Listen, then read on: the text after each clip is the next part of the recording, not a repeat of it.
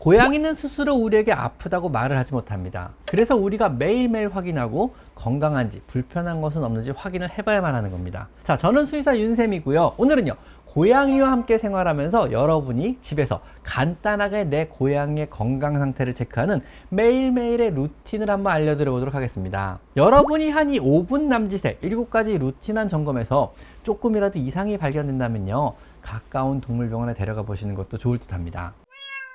자, 첫 번째로 구강 상태의 변화는 고양이 몸의 이상을 알려주는 척도입니다. 매일 입을 살짝 벌려가면서 치아와 잇몸 상태를 꼼꼼하게 점검해 봅니다. 구취가 심해지지 않았는지, 유실된 이빨은 없는지, 깨지거나 갈라진 이빨은 없는지, 구강 내 출혈이 있는지를 확인해 보는 겁니다. 또 잇몸을 살펴서 잇몸이 평소보다 좀 하얗게 보이진 않는지 혹은 노랗게 보이진 않는지를 확인해 보는 겁니다. 이와 잇몸 사이에 붉은 줄이 있다면요, 치은염을 암시하고요. 잇몸이 흰색을 띈다면요, 빈혈을 의미하고요. 노란색을 띈다면요, 황달을 의미합니다. 이빨이 깨져 보이든가 이빨에서 치열이 보이면요, 치아 흡수 병변을 암시하고요. 입에서 생기는 심한 구취는요, 입냄새는요, 고양이 만성 구내염일 수도 있습니다.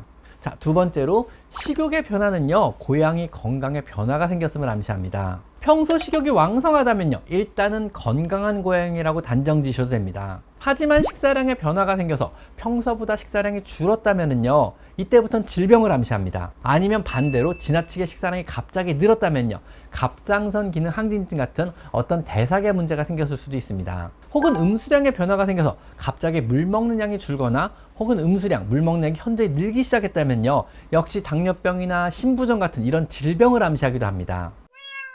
세 번째로요, 매주마다 체중의 변화를 측정해야 합니다. 신부전이나 심장병, 갑상선 기능 항진증, 당뇨병 같은 고해가 만성적으로 잘 걸리는 대사성 질병들은요, 체중의 감소를 동반합니다. 만약 체중이 평소보다 10% 이상 감소하였다면요, 대개는 문제가 생긴 것입니다. 바로 병원에 데려가 건강검진을 받아봐야 합니다. 자, 네 번째로 갑작스런 외모의 변화는요, 몸의 이상을 반영합니다. 아픈 고양이는요, 스스로 몸 단장을 할 에너지가 없습니다.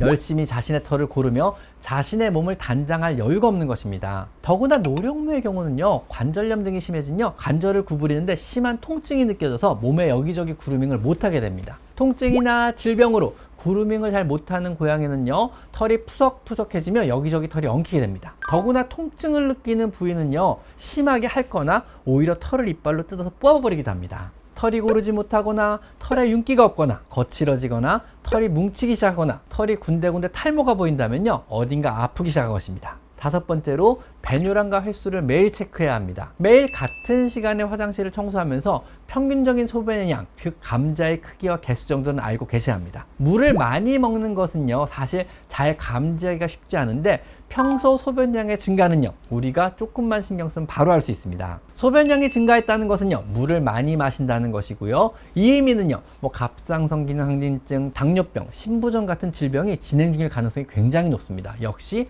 바로 병원에 데려가서 검사를 해봐야만 합니다. 또는 평소보다 소변의 색이 짙어진다거나 지나치게 옅어진다거나 설사를 한다거나 화장실 외의 장소에 배변을 한다거나 배변에 피나 점액 성분이 묻어있는 등의 이런 이상 역시 함께 파악을 하셔야만 합니다.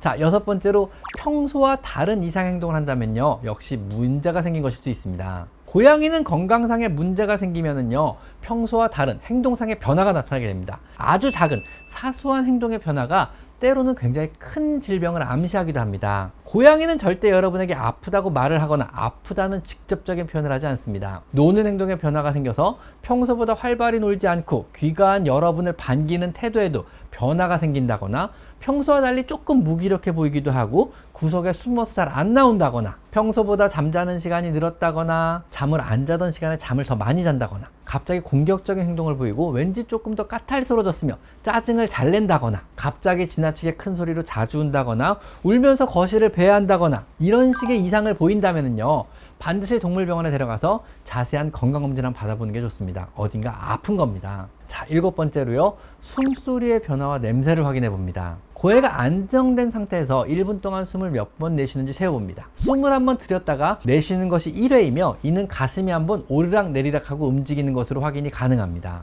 안정된 상태에서요, 숨을 힘들이지 않고 고르게 쉬는 것이 정상이며 입을 벌리지 않고 숨을 쉬고 있어야 합니다. 1분간 정상 호흡수는요, 1살 이상의 성묘라면요 1분당 20에서 30회 정도가 정상입니다. 어린 고양이거나 운동 직후의 고양이 호흡수는요, 이보단 조금 더 많은 편입니다. 평소 안정적인 상태에서 이보다 호흡수가 더 많다면은요, 동물병원에 데려가 심장병 검사와 천식 검사를 받아보시는 것이 좋습니다.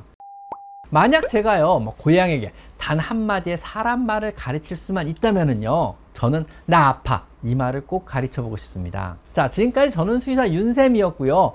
말을 하지 못하는 우리 고양이의 건강은요, 우리가 평소 집에서 관찰하고 보호하고 지켜야 한다는 것을 꼭 잊지 마셨으면 합니다. 자, 오늘 여기까지 마이펫 상담소였습니다. 감사합니다.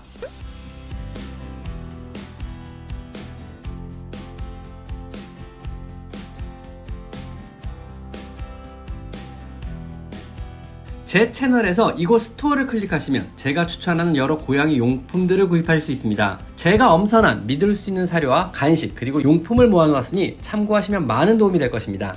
제 채널에 들어가셔서요, 요 돋보기 모양을 클릭하시고요, 여기다가 여러분이 궁금한 것을 치면은요, 관련체 영상이 뜨게 되어 있습니다. 여러분의 대부분의 질문, 대부분의 궁금증은 제가 이미 1000여 가지 영상으로 만들어 놨으니까 제 채널에 오셔서 한번 영상을 찾아보세요. 아셨죠?